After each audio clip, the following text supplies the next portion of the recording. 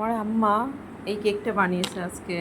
আমি বাইরে থেকে এসেছি, সেই জন্য আমাকে খাওয়ানোর জন্য। সে নিজেও পছন্দ করে, তো এই কেকটা বানিয়ে বললো যে তুমি একটু খাও, ভালো হয়েছে। আমি এর আগেও বানিয়েছি। তো আমার আম্মা একদিন বলেছিল যে সুবর্ণা, আমার মেয়ে আমার চেয়ে অনেক ভালো জিনিস বানায়।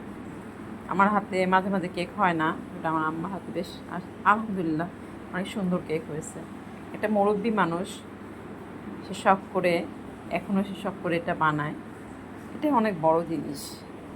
সে হয়তো অনেক সময় ভালো থাকে না বা খারাপ ফিল করে, তাও তার দুনিয়ায় ছোটোখাটো জিনিসগুলোই তার অনেক নিজের নিজের অনেক ছোটোখাটো জিনিসগুলো নিজের ভালো থাকার আসলে একটা